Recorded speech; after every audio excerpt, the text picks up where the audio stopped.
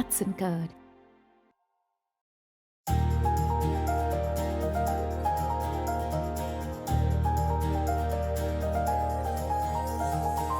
வணக்கம். நல்லம்மா. இன்னைக்கு நான் சொல்ல போகிற கதை ஜெயமோகன் எழுதிய பலிக்கல் அப்படின்ற ஒரு கதை. இந்த கதைக்குள்ளே போகிறதுக்கு முன்னாடி ஒரு சின்ன பேக்ரவுண்ட். உலகம் தோன்றின நாள்லேருந்து நம்ம நிறைய பேருக்கு எப்போவுமே ஒரு கேள்வி இருக்கும். ரொம்ப நல்லவனாக இருக்கிறவன், எந்த தப்பும் செய்யாதவன் ரொம்ப கஷ்டப்படுறான். எல்லா பாவமும் செஞ்ச ஒருத்தன், எல்லா பழியும் செஞ்ச ஒருத்தன் ரொம்ப நல்லா இருக்கானே, இது என்னடா அது நியாயம்? இந்த கேள்வி உலகம் தோன்றின நாள்ல இருந்தே நம்ம கிட்ட இருக்கு. திருவள்ளுவரே இதை பத்தி ஒரு திருக்குறள் எழுதியிருக்காரு. அவ்விய நெஞ்சத்தான் ஆக்கமும் செவ்வியான் கேடும் நினைக்கப்படும்னு சொல்லிட்டாரு. அவ்விய நெஞ்சத்தான் ஆக்கம், தப்பு செஞ்சவனுடைய செல்வம், ஒன்றுமே தெரியாத நல்லவன் இருக்கான்ல, அவன் கஷ்டப்படுறது, இதை பற்றி என்னன்னு சொல்ல வந்த திருவள்ளுவர் சொல்றாரு, நினைக்கப்படும்னு சொல்லிட்டாரு. It will be eternally debated.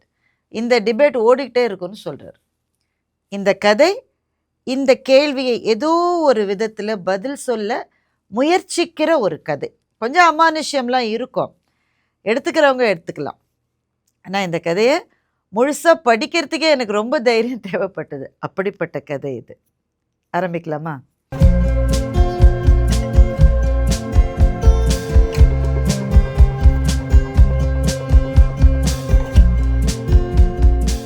கதையினுடைய தொடக்கத்தில் கேரளாவுக்கு பக்கத்தில் பால்காடு சைடுன்னு வச்சுக்கோங்களேன், ஒரு வீட்டில் அஷ்டமூர்த்தி அப்படின்ற ஒரு ஆடிட்டர் வீட்டு வாசலில் உட்காந்து பேப்பர் படிச்சுட்ருக்கார். பேர்கள் ரொம்ப முக்கியம் மக்களே.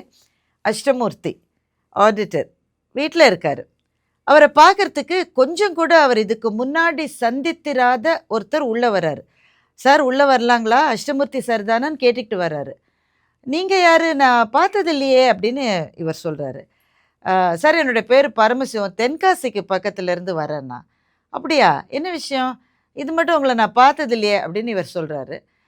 கொஞ்சம் பேசணும் சார், உட்காந்து பேசினா தான் முடியும். சரி வாங்க உட்காருங்க, பேசுங்க, நான் ரிட்டையர் ஆகிட்டேன், ஃப்ரீயாக தான் இருக்கேன், பேசலாம். அவர் வந்து உட்கார்றாரு. உட்காந்துக்கிட்டு ரொம்ப தயங்கி தான் அவர் வரா மாதிரி இருக்குது. தன்னைத்தானே அறிமுகப்படுத்திக்கிறாரு. சார் நான் ஆரம்பத்துலேருந்தே எல்லாத்தையும் சொன்னால் தான் சார் புரியும். ஆனால் அதுக்கு முன்னாடி உங்கள் அப்பா தானே சங்கரன் போத்தி, அவரோட மகன் தானே நீங்கள் அப்படின்னு வந்த அந்த பரமசிவம் கேட்குறாரு. அப்பாவுக்கு பேரை கேட்ட உடனேயே அஷ்டமூர்த்திக்கு தூக்கி வாரி போடுது. ஆமாம், அவரை பார்க்க வந்திருக்கீங்க? ஆமாம் சார், அவரை பார்க்க தானே சார் வந்திருக்கேன். அவருக்கு இப்போ 94 வயசுங்க, எனக்கே 63 வயசு ஆச்சு. அவருக்கு சுய நினைவு போயே 30 வருஷம் ஆயிடுச்சு. அவரை போய் பார்க்க வந்திருக்கேன்னு சொல்கிறீங்க அப்படின்னு மகன் கேட்குறாரு. அதுக்கு வந்தவர், சார் நான் ஆரம்பத்துலேருந்தே சொல்லிடுறேன் சார், எனக்கு இந்த மாதிரி விட்டு விட்டு பேச எனக்கு தெரியல சார், மொத்தமாக சொல்லிடட்டா அப்படின்றார். இதை கேட்ட இந்த ஆடிட்டருக்கு, யார் ஏன் எவனோ ஒருத்தன் திடீர்னு உள்ளே வந்து மொத்தமாக சொல்கிறேன்றான், அப்பாவை போய் பார்க்கணுன்றான்னு இவர் பயங்கர கன்ஃபியூஷனில் இருக்கார் இவர். சரி சொல்லுங்க அப்படின்றாரு. சார் என்னுடைய பேர் பரமசிவம் சார், தென்காசிக்கு பக்கத்தில் புரோக்கர் சார், ஒன்றும் பெரிய இதில் பிஸ்னஸ்லாம் கிடைக்கல சார். அப்போ திடீர்னு எனக்கு ஒரு நல்ல டீல் வந்துச்சு சார். எங்கள் ஊருக்கு பக்கத்தில் இருக்கிற ஒரு எஸ்டேட்டு, அந்த எஸ்டேட்டை விற்று கொடுங்கன்னு சொல்லி மெட்ராஸ்லேருந்து ஒரு ஆள் வந்தார் சார். அவர் பேர் சண்முகம். என்னுடைய எஸ்டேட் தான் இது, விற்று கொடுக்க முடியுமான்னு கேட்டார். எஸ்டேட்டை போய் பார்த்தா அசந்து போயிட்டேன் சார். அடேங்க அப்பா, 15 ஏக்கர் இருக்கும் சார். என்ன எஸ்டேட்டுன்றீங்க? அம்மா, பலா, தென்னை மரம். அந்த எஸ்டேட்டுக்கு நடுவுலேயே ஒரு ஆறு போகுது சார். தண்ணி பிரச்சனைன்றதே கிடையாது. அந்த மாதிரி ஒரு செழிப்பை நான் பார்த்ததே கிடையாது. உள்ள ஒரு பெரிய பங்களா கட்டியிருக்காங்க, பழைய கால டைப்பு தான், ஆனால் ரொம்ப பெருசு. இதை விற்று கொடுன்னு வந்தார் சார். நான் அந்த எஸ்டேட்டில் வாட்ச்மேனை பார்த்தேன். அப்போவே எனக்கு தெரிஞ்சுது எல்லாத்தையும் வாட்ச்மேன் தான் அனுபவிச்சுட்டு இருக்கான்னு, யாருமே வர்றதில்லை. நீங்கள் அப்பப்போ சென்னையிலேருந்து வந்து பார்த்துப்பீங்களான்னு கேட்டேன். நான் வந்ததே இல்லை, இப்போ உங்களுக்கு காட்டுறதுக்காக தான் பல வருஷம் கழித்து வந்திருக்கேன்னு அவர் சொல்கிறாரு. அந்த எஸ்டேட் கவனிப்பார் இல்லாமல் இருந்தது.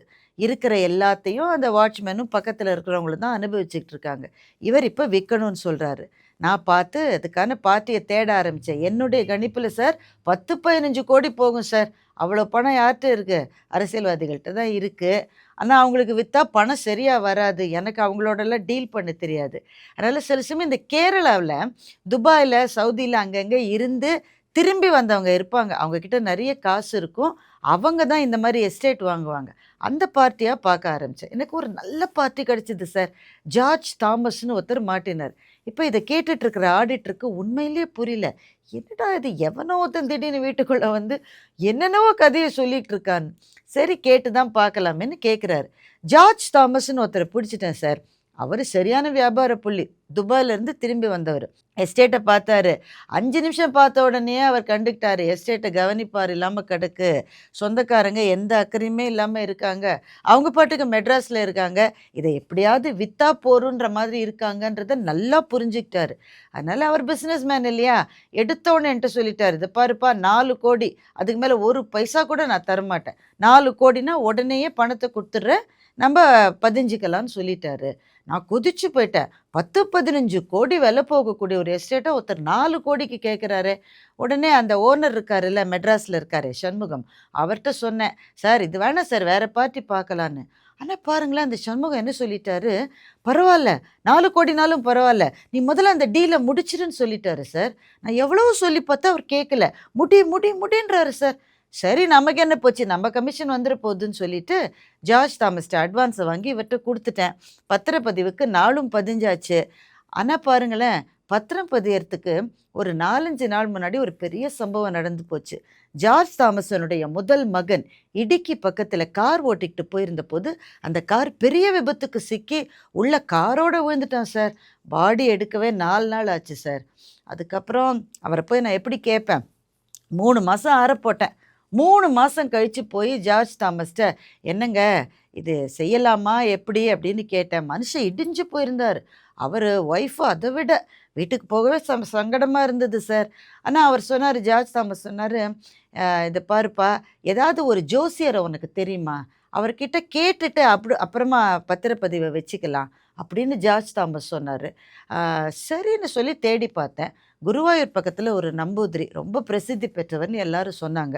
அவர்கிட்ட ஜார்ஜ் தாமஸ கூட்டிட்டு போனேன். ஜாதகம் வேணுன்ட்டாரு. ஜார்ஜ் தாமஸ் இதெல்லாம் செஞ்சதில்ல. கஷ்டப்பட்டு ஜாதகத்த மட்டும் தேடி எடுத்துட்டு வந்தாரு. நம்பூதிரி வந்து ஜார்ஜ் தாமஸ் ஜாதகத்தையும், அவர் மனைவி ஜாதகத்தையும் பார்த்தாரு. ஒண்ணுமே தப்பா இல்லையே! நல்லா தானே இருக்கு. அப்படின்னு யோசிச்சு யோசிச்சு பார்த்தாரு. சோழிலாம் போட்டு பார்த்தாரு. அப்புறமா ஜார்ஜ் கிட்ட அவர் கேட்டாரு, "சமீபத்தில ஏதாவது வாங்கினீங்களா? வீடு வாங்கினீங்களா?" அப்படின்னு கேட்டாரு. இல்லையே அப்படின்னு இழுத்த மாதிரி ஜார்ஜ் பதில் சொன்னார். ஏதாவது நகை அ ஏதாவது வாங்கினீங்களா? அப்ப மென்னு முழுங்கி ஜார்ஜ் சொன்னாரு, "ஒரு நிலம் வாங்கலான்னு சொல்லி அட்வான்ஸ் குடுத்தேன். அதெல்லாம் இன்னும் முழுக்க வாங்கல."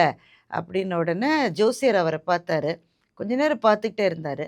"உங்க ஜாதகத்தில எதுவும் தப்பா தெரியல. உங்க மனைவி ஜாதகத்திலயும் தப்பா தெரியல. சில சமயம் ஆர்ஜிதத்தில பிரச்சனை வரலாம். இந்த நிலம் உங்களுக்கு வேணுமா அவசியமா?" அப்படின்னோடனே ஜார்ஜ் தாமஸோடைய ஒய்ஃப் அவ்வளோ நேரம் வாய திறக்காம இருந்தவங்க சொன்னாங்க, "என்னைக்கு போய் அட்வான்ஸ குடுத்தோமோ, அன்னிலேருந்து கனவு வந்துட்டுருக்கு ஜோசியரேன்னு" சொன்னாரு. உடனே ஜோசியர் பரபரப்பா, "என்ன கனவு? என்ன கனவுன்னு?" கேட்டாரு. கனவுல ஒரு கிழவர் அழறாரு. திரும்ப திரும்ப அதுதான் வருது. ஒரு கிணத்துக்கு கீழ இருந்து அழறா மாதிரி சத்தம் வருது. 4, 5 தடவ அந்த கனவு வந்துருச்சுன்னு சொன்னாரு. ஜோசியர் சொன்னாரு, "இத பாருங்க ஜார்ஜ், அ அட்வான்ஸ் பணம் போட்டோம். மத்த பிள்ளைங்கள காப்பாத்திக்கங்க. இது வேண்டாம்" அப்படின்னு சொல்லிட்டாரு.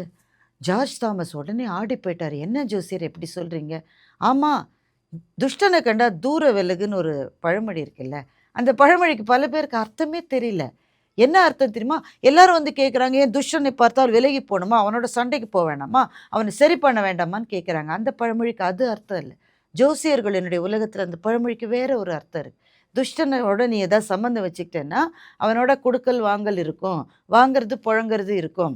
அவனுக்கு இருக்கிற பாவமும், சாபமும் உன்னையும் வந்து சேரும். அதனால தான் அவன் பக்கத்திலேயே நிக்கக்கூடாதுன்னு சொல்லுவாங்க.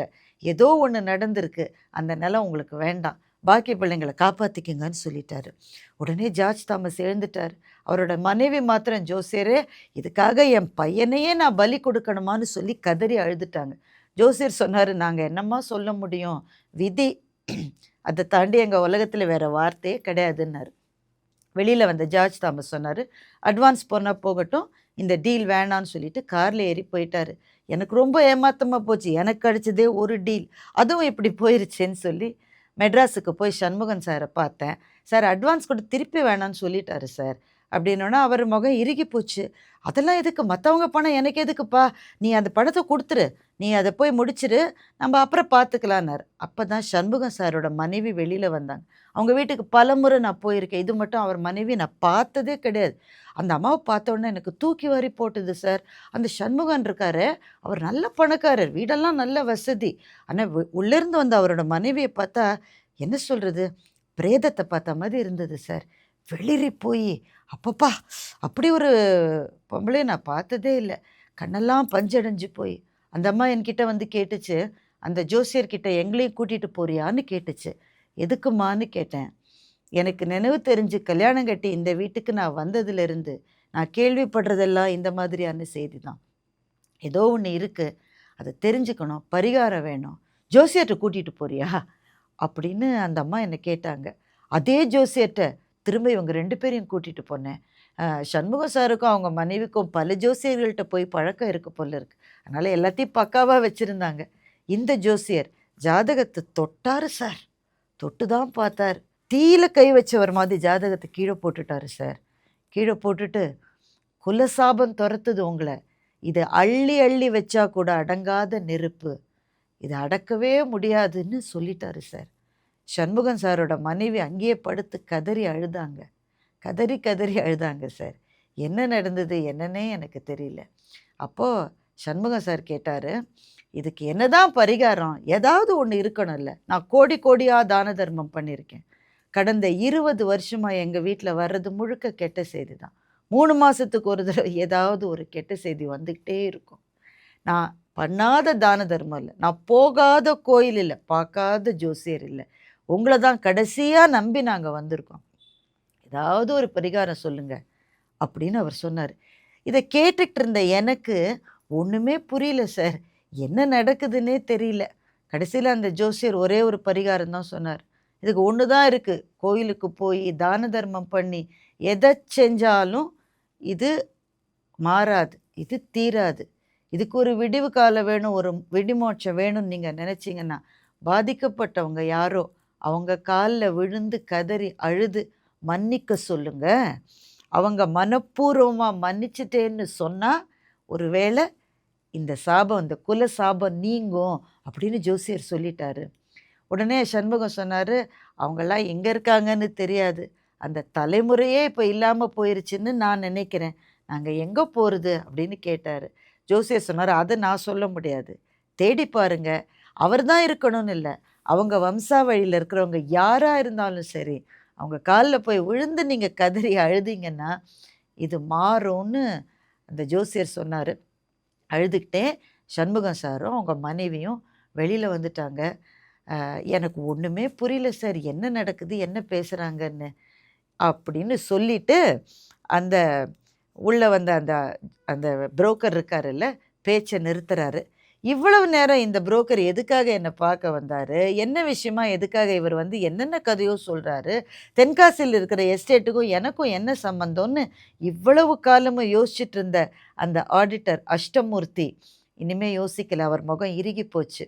இவர் எதுக்காக வந்திருக்காரு, என்ன சொல்கிறாருன்றது அஷ்டமூர்த்திக்கும் புரிஞ்சு போயிடுச்சுன்னு நினைக்கிறேன். இந்த கட்டத்தில் 2 பேருக்கும் நடுவில் பெரிய மௌனம் அப்படியே இருந்தது. நான் ரொம்ப கஷ்டப்பட்டு தான் சார் உங்களை கண்டுபிடிச்சேன் அப்படின்னு புரோக்கர் சொல்கிறார். பரமசிவம் புரோக்கர் சொல்கிறார், உங்களை கண்டுபிடிக்கிறதுக்கு நாங்கள் பட்டப்பாடு இருக்கேன், ஆனால் அப்போ கூட உங்களை தான் தேடினோமே தவிர உங்கள் அப்பா இன்னும் உயிரோடு இருப்பாருன்னு நாங்கள் நினச்சி கூட பார்க்கல அப்படின்ன உடனே ஆடிட்டர் இவர் சொல்கிறார், அஷ்டமூர்த்தி சொல்கிறார், எங்கள் அப்பாவை தேடணுன்னா ஜெயிலில் போய் நீங்கள் அட்ரஸ் கேட்டிருக்கலாம் தானே அப்படின்னு சொல்கிறாரு. இவர் உடனே புரோக்கர் சொன்னார், அதைத்தான் சார் செஞ்சோம், உங்கள் அப்பா இருந்த ஜெயிலுக்கு போய் அங்கேருந்து விலாசத்தை வாங்கி அந்த இடத்துக்கு போய் பார்த்தோம், அங்கே யாருமே இல்லை. அதுக்கு பிறகு பல இடங்களில் தேடி தேடி அலைஞ்சு எதேச்சியாக எங்களுக்கு தெரிஞ்சது சங்கரன் போத்தின்ற உங்கள் அப்பா உயிரோடு தான் இருக்காருன்றது. அதுக்கப்புறம் தான் சார் எங்களுக்கு தெரிஞ்சுது. அவர் உயிரோடு இருக்காருன்னு தெரிஞ்ச உடனே சண்முகம் சாருக்கு இருப்பு கொள்ளலை, என்னை நேரவே போக சொன்னார். போய் அவங்க காலில் விழுந்து ஒரே ஒரு அப்பாயின்மெண்ட் வாங்கி கொடு, ஒரு அரை மணி நேரம் நானும் எங்கள் வீட்டுக்காரம்மாவும் வந்து அவர் காலில் விழுறோம், கதறி அழறோம், அவர் மன்னிச்சிட்டேன்னு ஒரு வார்த்தை சொல்லிட்டா போகிறோம், எங்கள் குடும்பத்து மேலே இருந்த கொலைப்பழி நீங்கிடும், நீ இந்த உதவியை செய்யின்னு என்னை சொல்லி அனுப்பிச்சார் சார், நானே தயங்கி தயங்கி தான் சார் வந்தேன் அப்படின்னு புரோக்கர் சொல்கிறாரு. இதை கேட்டுட்டு இருந்த அஷ்டமூர்த்தி புரோக்கரை கொஞ்ச நேரம் பார்த்துட்டு இருந்தார். என்ன நடந்ததுன்னு கதையெல்லாம் உங்களுக்கு சொன்னாங்களா அப்படின்னு கேட்டார். புரோக்கரை அரைகுறையாக தலையாட்டினார். அவருக்கு முழு கதையும் தெரியாது தானே. என்ன கதை? புரோக்கருக்கு தெரியாமல் இருக்கலாம், ஆனால் அஷ்டமூர்த்தியால் மறக்க முடியுமா? மறக்கக்கூடியதா? அஷ்டமூர்த்தி தனக்குத்தானே பேசிக்கிற மாதிரி சொல்கிறாரு. எங்கள் அப்பா சங்கரன் போத்தி உயிரோடு தான் இருக்கார், ஆனால் உயிரோடு இல்லை. அவர் இறந்து போய் 30 வருஷம் ஆச்சு. தன்னை தானே இன்னொரு ஆளாக நினச்சிக்கிட்டு தான் இந்த வீட்டில் இருக்கார். அவர் ஜெயிலில் இருந்தது கிட்டத்தட்ட 12 வருஷங்க. 12 வருஷம் நடு மத்தியானத்தில் நடுத்தெருவில் ரெட்டை கொலை பண்ணவெல்லாம் 2 வருஷம் 3 வருஷம்னு வெளியில் வந்துடுறான்ல, அந்த பிறந்த நாள் இந்த பிறந்த நாளுன்னு எத்தனை பேர் பரோலில் வர்றான். எங்கள் அப்பா பரோலில் கூட ஒரு தடவை வந்ததில்லை. 12 வருஷம் ஜெயிலில் இருந்தார். அதுக்கு முன்னாடி விசாரணைக்காக 1 வருஷம் ஜெயிலில் இருந்தார். ஒரு ஆயுள் தண்டனை கைதியினுடைய மொத்த ஆண்டு சிறை தண்டனையும் முழுமையாக அனுபவித்து ஒரு நாள் கூட வெளியில் வராமல் தான் எங்கள் அப்பா வந்தார் சொல்கிறார். கேட்ட புரோக்கருக்கே பகீர்னுது. என்ன சார் இப்படி சொல்கிறீங்க? அப்பீலுக்கெல்லாம் போலியா? ஏது காசு? எங்களுக்கு யார் தெரியும்? எங்களுக்காக எந்த வக்கீல் வருவார்? எல்லா வக்கீலுக்கும் அவங்க பைசா கொடுத்துட்டாங்க, எல்லா நீதிபதிகளுக்கும் அவங்க பைசா கொடுத்துட்டாங்க. எங்கள் பக்கம் நிற்க யார் இருந்தாங்க? எங்கள் அப்பான்னு ஒருத்தர் இருந்ததையே நாங்கள் மறந்ததுனால தான் நாங்கள் உயிரோடு இருந்தோம். அவ்வளவு வருஷம் ஜெயிலில் இருந்துட்டு வெளியில் எங்கள் அப்பா வந்தார் இல்லை, அவர் அவராக இல்லை, தன்னை வேற யாரோவோ நினச்சிக்கிட்டு இருக்கார். ஏதோ இப்போ எங்கள் வீட்டில் தான் இருக்கார், ஆனால் அவருக்கு தான் தான் சங்கரன் போத்தின்னு கூட இப்போ தெரியாது அப்படின்னு சொல்கிறாரு.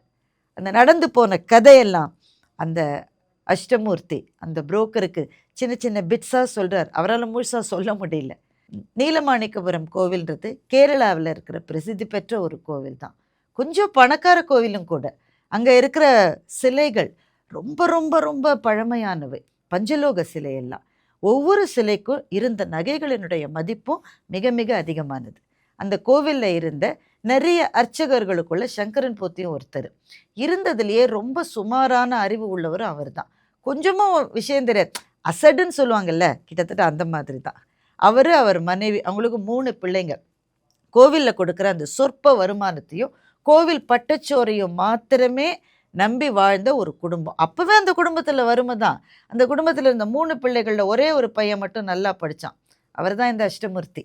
நல்லா படித்தார். ஆனால் நல்லா படிக்கக்கூடிய பிள்ளைக்கு ஸ்கூலுக்கு போகிறதுக்கு கூட முடியாத அளவு கஷ்டம். அந்த அளவு பசியும் பட்டினியுமாக தான் அவங்க வாழ்ந்தாங்க. அந்த கோவில் மாத்திரம் இல்லை, அந்த ஏரியாவில் இருந்த கிட்டத்தட்ட 12 கோவிலுக்கும் ட்ரஸ்டியாகவும் கோவில் அலுவலராகவும் இருந்தவர் தான் அழகிய நம்பி. அழகிய நம்பிக்கை இந்த கோவில் மேலே எப்படி தான் கண்ணு விழுந்ததோ தெரியாது. பஞ்சலோகமும் கோவிலில் இருந்த நகைகளும் கொஞ்சம் கொஞ்சமாக மறைய ஆரம்பிச்சுது. கிட்டத்தட்ட எதுவுமே இல்லாமல் போன போது தான் வெளியில் விஷயம் தெரிஞ்சு விசாரணைக்காக ஆட்கள் வந்தாங்க.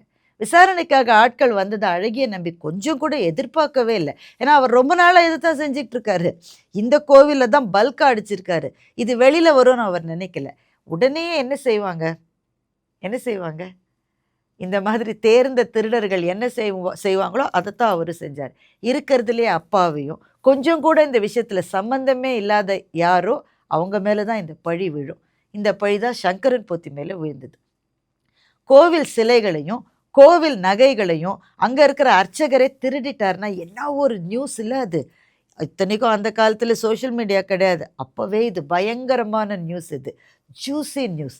எவ்வளவு பேர் எவ்வளவு பேசலாம். அதுவும் பகுத்தறிவு கருத்துகள் ரொம்ப பரவலாக பேசப்பட்டு கொண்டிருந்த காலத்தில் கோவில்லே இப்படி கொள்ளை நடந்திருக்கு பார்த்தீங்களான்னு ஊராக தெருவாக மேடை போட்டு சங்கரன் போத்தி அவங்க குடும்பத்தையும் திட்டினாங்க. காசு எங்கே வச்ச சங்கரன் போத்தின்னு ஊரெல்லாம் போஸ்ட் அடித்து ஒட்டினாங்க. வழக்கு நடந்தது. சங்கரன் போத்திக்கு என்ன நடந்ததுன்னே புரியல. ஏன்னா அந்த அளவு தான் அவரோட அறிவு.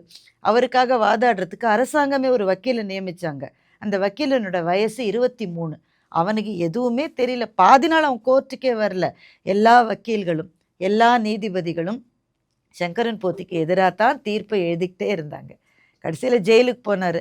ஜெயிலுக்கு போன உடனே கோயில் கொடுத்த வீட்டில் நீங்கள் எப்படி இருக்கலாம்னு சொல்லி ஊர்க்காரங்க இவங்களை வெளியில் அனுப்பிச்சிட்டாங்க. ஒரு நடுத்தர வயது பெண்ணும் 3 பிள்ளைகளும் நிராதரவாக நடுத்தெருவில் நின்னாங்க. இதை சொல்லும்போது அஷ்டமூர்த்திக்கு குரல் உடையுது. அப்போ எனக்கு 13 வயசுங்க. இங்கே பெரியப்பா வீட்டுக்கு போனோம். அந்த தெருவுக்குள்ளேயே வராதன்னு எங்கள் பெரியப்பா எங்களை திருப்பி அனுப்பிச்சிட்டாரு. ஒவ்வொரு உறவுக்காரங்க வீட்டுக்கா போனோம். யாரும் எங்களை சேர்க்கல. எல்லாருமே ஏழைகள் தான். எப்படி எங்களை சேர்ப்பாங்க? அப்புறம் என்ன செஞ்சோம்? என்ன செஞ்சோம்? எந்த பெண்ணுமே எதை செய்யக்கூடாதோ அதை தான் எங்கள் அம்மா செஞ்சா.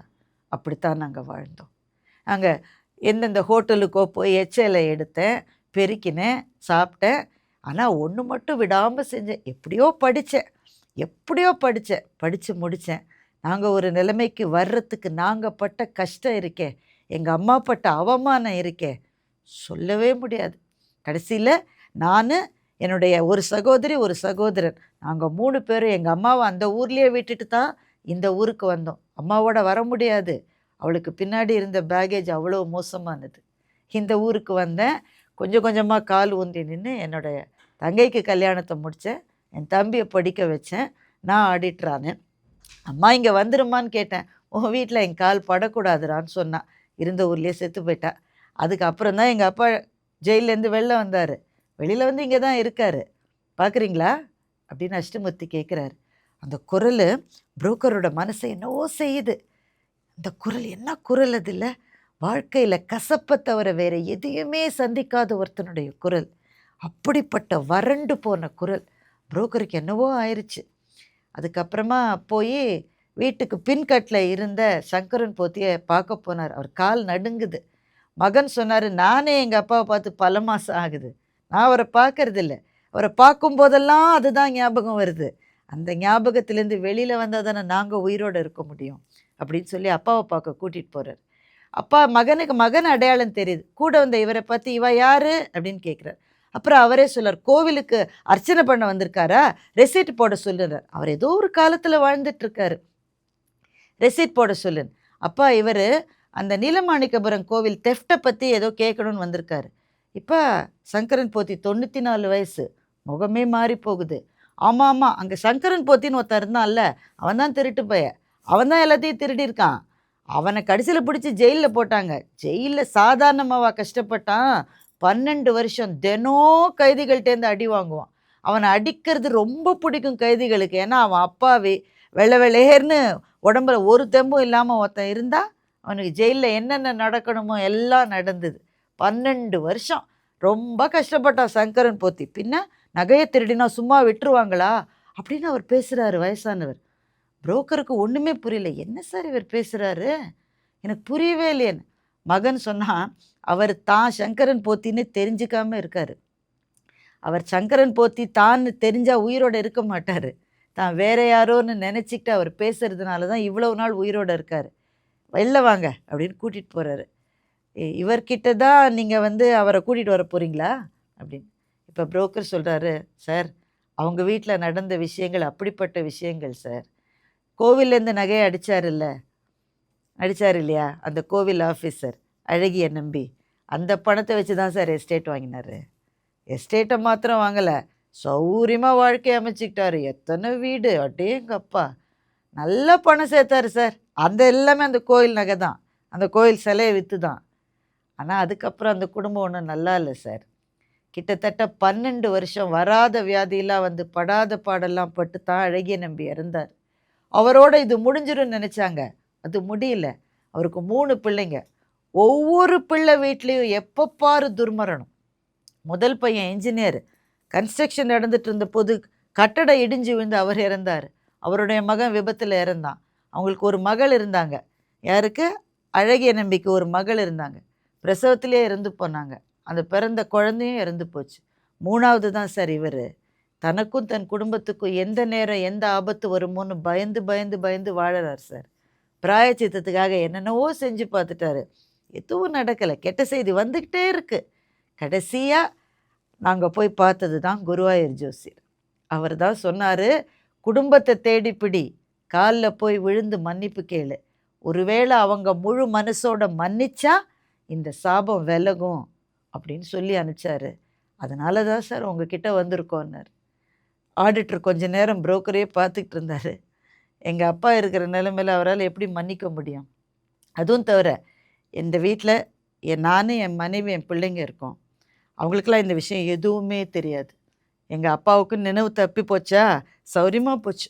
நாங்கள் இதை பற்றிலாம் பேசுகிறதே நினைக்கிறதே கிடையாது. நினச்சா நாங்கள் மானத்தோட வாழவும் முடியாது. அதனால் அவர் எப்படி மன்னிப்பார் சார்? அவருக்கு நினைவு தெரியலன்னா கூட பரவாயில்ல சார், அவர் காலில் வந்து இவங்க ஒரு தடவை விழுந்துருட்டும் சார், நீங்கள் எப்படியாவது தயவு செஞ்சு பண்ணுங்க சார். உடனே இவர் கேட்குறாரு ஆடிட்டர், ஏன்பா புரோக்கர் உனக்கு எவ்வளோ கமிஷன் தரேன்னு சொன்னாங்க, அவங்க பிராயச்சித்தத்துக்கு நீ இவ்வளோ கஷ்டப்படுற? சார் சார் சார், புரோக்கரேஜுக்காக செய்யலை சார், ஒரு குடும்பம் இப்படி தவிக்கிறத பார்த்து நானும் மனுஷன் தானே சார், ஏதாவது ஒன்று செய்ய முடியுமான்னு தான் சார் வரேன், வேற ஒன்றும் இல்லை சார். அந்த அம்மாவை நீங்கள் பார்த்தீங்கன்னா உங்களுக்கு புரியும் சார், தம் பிள்ளைங்களுக்கு எந்த நிமிஷம் என்ன வருமோன்னு ஒவ்வொரு நாளும் துடிச்சிட்டு இருக்காங்க.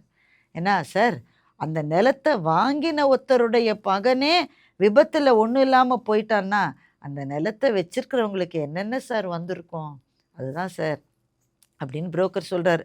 சொல்லிட்டு கூடவே சொன்னார், சார் அந்த பணத்தில் ஒரு ரூபாவை கூட நான் தொடமாட்டேன் சார், எனக்கு எதுக்கு சார் அது, இதுக்காக இவங்களுடைய பிரச்சனைக்காக தான் சார் வந்திருக்கேன். இப்போ ஆடிட்டர் யோசிக்கிறார் அஷ்டமூர்த்தி. சரி ஓகே, அடுத்த மாதம் ஒரு கல்யாணம் எங்கள் ஃபேமிலியில், நான் போகலை, என் ஒய்ஃப் சைடில் கல்யாணம், என் ஒய்ஃபும் என் பிள்ளைங்களும் போவாங்க, அன்றைக்கி முழு நாள் வீட்டில் யாருமே இருக்க மாட்டாங்க, எங்கள் அப்பாவை பார்த்துக்கிறதுக்கு ஒரு சர்வெண்ட் இருக்காருல்ல, அவர் மாத்திரம்தான் இருப்பார், நீங்கள் அன்றைக்கி கூட்டிகிட்டு வாங்க, என்னவோ நடந்தால் சரி அப்படின்றாரு. ஆனால் இந்த மகன் ஆடிட்டர் இருக்காரு, அவர் கொஞ்சம் பயம், அப்பா அந்த நேரத்தில் எப்படி ரியாக்ட் பண்ணுவார்னு சொல்ல முடியாது. ஸோ அப்பாவோட டாக்டரை போய் பார்க்குறாரு. அந்த டாக்டர் பேர் பாஸ்கர், அவர் ஒரு நியூராலஜிஸ்ட்டும் கூட. என்ன டாக்டர், நம்ம இந்த மாதிரி வரேன்றாங்களே, வர விடலாமா, அப்பா எமோஷ்னல் ஆகிட்டா? டாக்டர் சொல்கிறது, பாரு உங்கள் அப்பாவுக்கு 94 வயசாச்சு, இமோஷ்னல் ஆகி ஏதாவது ஆனால் கூட இனிமேல் என்ன இருக்குது அவருக்கு வாழ்க்கையில், அவருடைய ஆன்மாவுக்குள்ள அவருடைய சங்கரன் போத்தி அவரே சிறைப்பிடித்து வச்சிருக்காரு. ஒருவேளை இவங்க காலில் விழுந்து வணங்குற போது அவர் இவ்வளவு நாள் சிறைப்பிடித்து வச்சிருக்கிற சங்கரன் போத்தி வெளியில் வரலாம், தான் யாருன்றது அவருக்கு ஞாபகம் வந்தா அதுவே ஒரு ஆன்ம விடுதலை தானே, அப்புறம் அவர் இறந்துட்டா கூட என்ன நஷ்டம் அப்படின்னு டாக்டர் கேட்குறாரு. சரின்னு இவர் ஒத்துக்கிட்டாரு. சரி டாக்டர், நடக்கிறது நடக்கட்டும். அந்த குறிப்பிட்ட நாள் வருது, அன்னைக்கு வாசலில் கார் வந்து நிற்குது, சண்முகமும் அவர் மனைவியும் வந்து இறங்குறாங்க, நிறைய தட்டில் பழம் அது இதெல்லாம். ஆடிட்டர் சொல்லிட்டார் அதெல்லாம் எதுவும் வேண்டான்னு சொல்லிட்டார். சண்முகத்தோடைய மனைவியை பார்த்த உடனே ஆடிட்டருக்கே மனசு ஒரு மாதிரி ஆயிடுச்சு. பேய் அரைஞ்சுதுன்னு சொல்லுவாங்கல்ல, அந்த மாதிரி இருக்காங்க அந்த அம்மா. 2 பேரையும் அப்பா இருக்கிற ரூமுக்கு கூட்டிகிட்டு போகிறாரு. அது ஒரு வரலாற்று சந்திப்பு மாதிரி தான் இல்லை? பாதிக்கப்பட்டவர் ஒருவர், அந்த பாதிப்பை ஏற்படுத்தியவரினுடைய சந்ததியினர் 2 பேர்.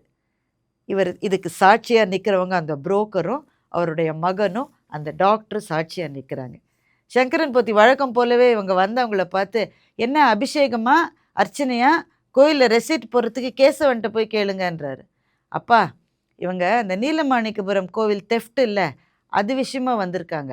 அப்படியா, சங்கரன் போத்தி தான் திருடினா, பேப்பர்லலாம் வந்ததே, நீங்கள் அதை பற்றி கேள்வியெல்லாம் என்கிட்ட கேளுங்க, எல்லா டீட்டெயில்ஸும் என்கிட்ட இருக்குது அப்படின்றாரு 94 வயசு கிழவர்.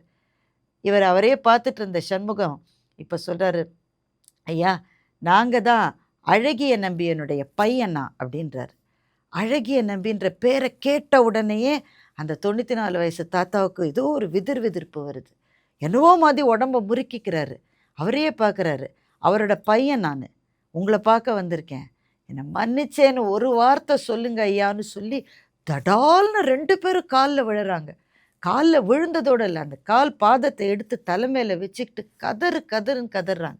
ஐயா ஒரு வார்த்தை சொல்லுங்க, மன்னிச்சிட்டேன்னு சொல்லுங்க, குலசாபம் போகணும், என் பிள்ளைங்க பொழைச்சா போகிறோம், நாங்கள் உயிரோடு இருக்கணும்னு நாங்கள் நினைக்கல, பிள்ளைங்க வாழணும்னு 2 பேரும் அழறாங்க. எல்லாரும் சங்கரன் போத்தியனுடைய முகத்தையே பார்த்துட்ருக்காங்க. 94 வயசு கிழவர், வாழ்க்கை முழுசாக அடி வாங்கினவர், அவருடைய ஞாபகங்கள் திரும்பி வருமா? அவர் வாயிலேருந்து என்ன வார்த்தை வரப்போகுது? அழகிய நம்பியனுடைய பிள்ளைன்னு தெரிஞ்ச பிறகு என்ன சொல்ல போகிறாரு? எல்லாரும் பார்த்துட்ருக்காங்க. ஒரே ஒரு நிமிஷம்தான் சங்கரன் போத்தி யோசித்தார். அவர் மனசில் தன்னை பற்றி என்ன நினச்சிட்டு இருந்தாரோ தெரியல.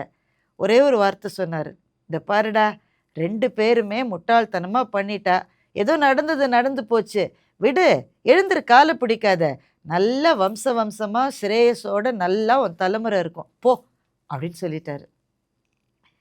சண்முகத்துக்கும் அவருடைய மனைவிக்கும் தாரையாக கண்ணீர் கொட்டுது, பேச்சு வரல. 2 பேரும் வெளியில் வந்தாங்க. இவர் காலில் விழுறாரு. ஐயோ என் காலில் ஏன் சார் விழுறீங்க? ஐயா நான் எப்படி சொல்லுவேன், இந்த நிமிஷத்தை பேச்சுவார்த்தையினால நாங்கள் கரைக்கக்கூடாது. இந்த நிமிஷத்தை அப்படியே எடுத்துட்டு நாங்கள் போயிடுறோம். அப்புறமா வந்து உங்களை பார்க்குறோன்னு சொல்லி 2 பேரும் காரில் ஏறி போகிறாங்க. புரோக்கரும் டாக்டரும் மாத்திரம் இவரோட இருக்காரு. 3 பேர் மனசுலையும் என்ன தோணுச்சுன்னு தெரியல. என்னென்னவோ சிந்தனைகள். டாக்டர் இவரை பார்த்து கேட்குறாரு, ஆமாம் மன்னிச்சிட்டாரு சரி, சங்கரன் போத்தியா மன்னிச்சாரா இல்லை தன்னை வேற யாராவதா நினச்சி மன்னிச்சாரா அப்படின்னு டாக்டர் கேட்குறாரு. எதுவாக நினச்சி மன்னிச்சா என்ன, அவருக்கு ஆன்ம விடுதலை இனிமேல் கிடைச்சா என்ன கிடைக்காட்ட என்ன, வந்தவங்க தனக்கு மன்னிப்பு கிடைச்சிருச்சுன்னு நினச்சி போனாங்களே, அந்த நிம்மதி ஒன்று தான் நமக்கு லாபம் அப்படின்னு புரோக்கர் சொல்கிறாரு. ஆடிட்டர் எதுவுமே பேசலை. எதையோ ஒரு பெருசாக ஒன்றுத்த கண்ணுக்கு நேராக தரிசனம் பண்ண ஒரு பிரமையோடையும் 3 பேரும் நிற்கிறாங்க. கதை இங்கே முடிஞ்சு போச்சு. ஒரு பலிக்கல், யாரோ ஒருத்தர் செய்த பாவத்துக்கு யாரோ ஒருத்தர் பலிக்கடாவாக ஆக்கப்பட்ட கதையை நம்ம ஒவ்வொரு நாளும் வாழ்க்கையில் கேட்குறோம்.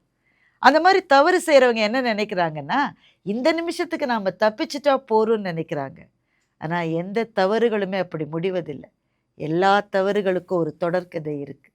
எல்லாத்துக்கும் ஆஃப்டர் எஃபெக்ட்ஸ் இருக்குது. அதை சொல்லுகிற கதை தான் இது. அவ்விய நெஞ்சத்தான் ஆக்கமும் செவ்வியான் கேடும் நினைக்கப்படும்னு வள்ளுவர் சொன்னார். நினச்சி பார்க்கணும். நாம் தப்பிச்சிட்டோம் நினச்சி ஒரு தப்பை செஞ்சால் நாம் வேணால் தப்பிக்கலாம். அந்த சாபம் குலத்தையும் பரம்பரையும் சும்மா விடாதுன்றது நம்முடைய மண்ணினுடைய ஆதி நம்பிக்கை. இது மூட நம்பிக்கைன்னு சில பேர் நினைக்கலாம். ஆனால் இந்த நம்பிக்கை கூட இல்லாட்ட இந்த உலகத்தில் அறமும் தர்மமும் எப்படி வாழ முடியும்? நன்றி, வணக்கம்.